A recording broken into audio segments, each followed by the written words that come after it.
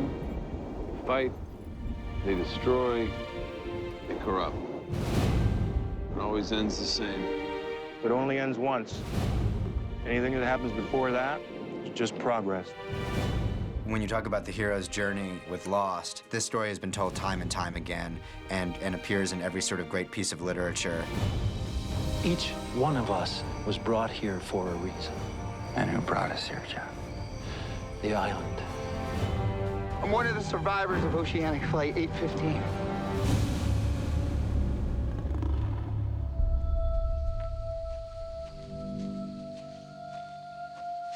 The hero's journey, I think, is kind of embedded in what we do as storytellers.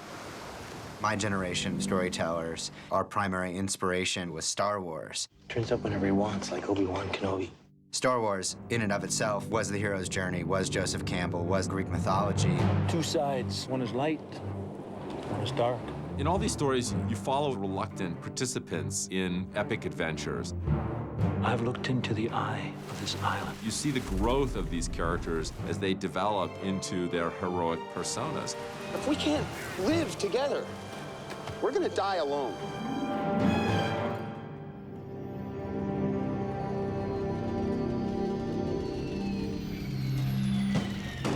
The crash of Flight 815, it's a big call to action. These guys, you know, once they got to the island, had some big choices to make. 내가 어디로 가든지 꼭 따라와. This plane crash changed all the characters around. The thing that resonates in the hero's journey, the thing that we can all relate to as viewers, is this idea of the call. This idea that you have to go accomplish something. What if everything happened for a reason? Hero in reality is a normal human being who's faced with a situation and they either go one way or another. You ready? In the aftermath of a fiery crash, people were dying and people were injured. Seeing a man in a suit sort of running and jumping over wings, barking orders. Move! That was a crisis moment in which roles were sort of established. Give it a break. Whatever you say, Doc. You're the hero. From the beginning, Jack, as the leader, as the doctor, is thrust in the role. And there's times that he resists it and he doesn't want it. In the hero's journey, the hero always refuses the call. Why do you find it so hard to believe? Why do you find it so easy? There's an iconic structure to these things. You've got a hero, and he's not interested at all in your mission, and then he gets roped in somehow, and then he finds himself taking charge. Run! Hey! Everything's gonna be okay. We're gonna be all right. One of the things that we thought that we could do that was a little bit different as it regarded the hero's journey was, instead of saying, this is Luke Skywalker's journey, maybe we could do it with 16 heroes.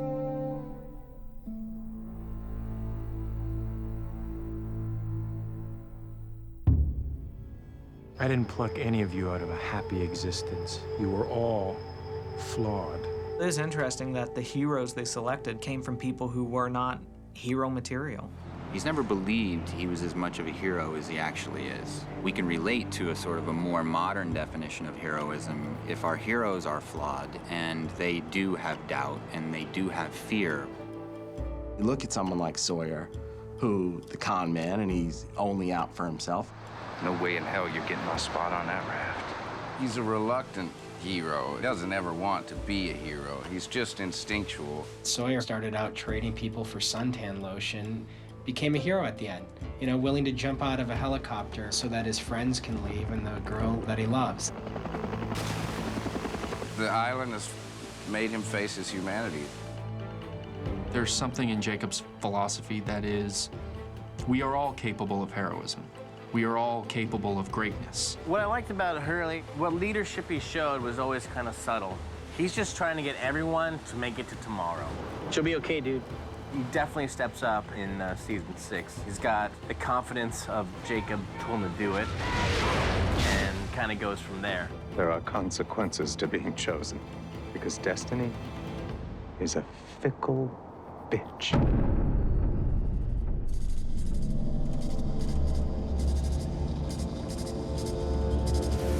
The show, as it's constructed, presents these characters with situations where they can be heroic constantly. Run! We all want to believe that there's something in all of us that is capable of triumphing over conflict, adversity, evil. In every situation that's dire, Kate is the first one who picks up a gun and gets somebody's back. I think a lot of people feel safe around Kate. Run! Her heroism comes in her ability to kind of be a little bit of glue that connects people. You did a good thing. You're taking care of everybody. When the circumstances require it, heroes do whatever is necessary to protect people, to do the right thing, to do what needs to be done. What our society sort of affixes to heroism are these ideas of sort of bravery, selflessness. If you take that definition of a hero, to sacrifice yourself or be willing to sacrifice yourself for something you believe in or someone you believe in, I think you could apply that to every single character on the show.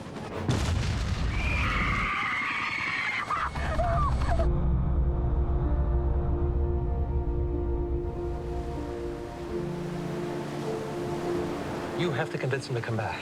How am I supposed to do that? You're gonna have to die, John. You know, the ultimate sacrifice is to give up your life. Charlie went down to that place so we could all be rescued. I wanted you to be able to go home. He was prepared to make the ultimate sacrifice. You could see that moment as heroic. Goodbye, John. Saeed is a character who starts out as a Republican guard in the Iraqi army. Are you ready to talk? We sort of came out of the gate saying he's irredeemable, but what we don't count on is that the audience loves him no matter what he does. There are aspects to his character that are indeed heroic and romantic. I don't deserve you. He actually turns out to be one of the most selfless, heroic characters on the show. There is a part of him, there is a part of his heart that he believes is pure. Who's to say that we are all not redeemable in some way? We are all capable of ascending to a different level. It's just a question of when. Please go. I love you, son. I love you.